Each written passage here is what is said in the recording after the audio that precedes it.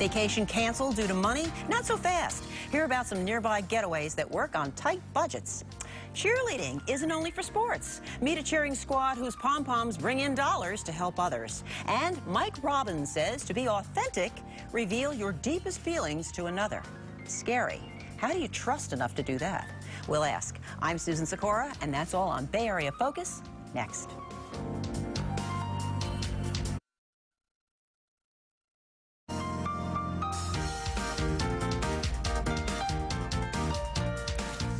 Hi, I'm Susan Sikora, and welcome to Bay Area Focus. Last time motivational speaker Mike Robbins was at this table, he said, focus on the good stuff. That was his first book. Tall order in these uncertain times. Now, he's back with a bold question. How often do you not do or say something because you really want to, because you're worried about what others might think? Does fear of their reactions make you edit your truth? Mike says being your authentic, real self demands deep honesty. Scary.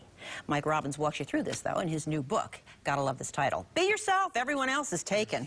Good to see you. Okay. Thanks for having me back. You ripped that title off from Oscar Wilde? Oscar Wilde, yeah, yes. Okay. Well, you know, if you're going to steal, steal from the best, That's right? right. You have a concept in here. You say we're all icebergs, and most of us have our stuff, emotions, deep thoughts, real honesty, under the waterline. Yeah. Explain that a little bit. Well, you know, we walk around, as one of my friends likes to say, we send our representatives out to talk to other people's representatives. It's not really who we are. And, you know, we've trained ourselves through school and lots of other social aspects of life and at work to kind of polish ourselves up and look good and sound right. But that's really just the tip of the iceberg of who we really are. A lot of our fears and doubts and concerns, insecurities, as well as our hopes and our dreams and our passions are below that waterline that we don't really share with other people. Be a little more specific. What kinds of things do people commonly hold in? Well, look, I'm sitting here on a TV interview with you. I don't usually sit around and talk about how insecure I am. Am I saying the right thing? How do I look? What do people think about me? I hope they buy my book. I mean, those kinds of things that we don't actually say out loud, or we go to parties or we're at work and we don't talk about, you know, fears that we have or desires that we have. People don't raise their hand in meetings. I do a lot of work in the corporate world. They'll have an idea, but, oh, I'm not the most important person in the room, so I'm not going to say that because people might not like it or they might laugh at me. Or what if my idea is something that conflicts with what the boss said last week? Exactly. Or we don't ask for things that we want because we might get rejected. So there's a lot of stuff that we've learned how to edit ourselves and present ourselves in an appropriate way, but a lot of times that's really withholding who we really are. Okay, you say that in order to do this, to be authentic, to come clean, to say something, to put it out there, all right? Yes. It taps into a certain power of authenticity. But now, wait a minute. This is risky. So how can, I can't marry the risky and the power. I'm having trouble with that. Well, an example that I talk about in the introduction of the book, and one of the reasons why I wrote this book, actually came from something very sad that happened in my life. My mentor, a beautiful man named Richard Carlson, who wrote a great book called Don't Sweat the Small Stuff, and It's All Small Stuff, passed away very suddenly. And in the midst of my own grieving process, what I came to was all the places in my life that I wasn't really speaking up, speaking my truth, saying the things that I want. And I think a lot of people have that experience, particularly around a tragedy or a death, that we sort of wake up and go, wait a minute, life's too short. Why am I not saying and doing the things that I want to? And is it scary? Yeah. Is there potential risk? Of course.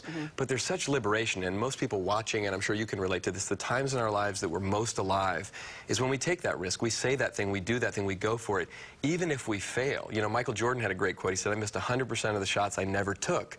So my book is really all about how can we go past that place that we're scared to, but do it in an authentic way, to really liberate and empower ourselves. You know, I can't help but think of this because it's Father's Day, and my own dad passed away many years ago from leukemia. And when he got sick, it was a shock to all of us. But I knew my father loved me. We had a good relationship and all of that. But we never really said, I love you, the words. And I remember his being very, very sick, and I remember praying about this, saying, like, basically, dear God, just give me one more chance, and I'll say it to him. And I did. He, you know, he recovered at that point, and I did, and our relationship changed for the better. But it was a risk, because what if Dad doesn't say it back? Right.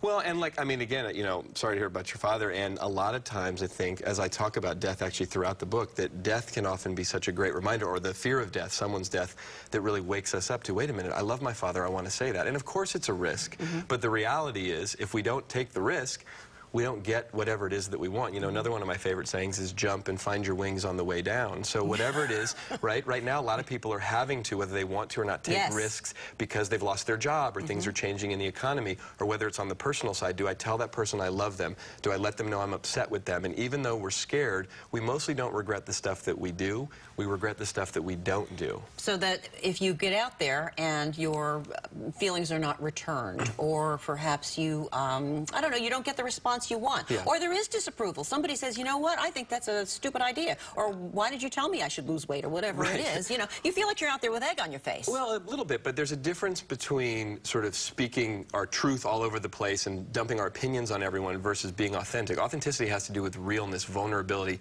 sharing how we're feeling.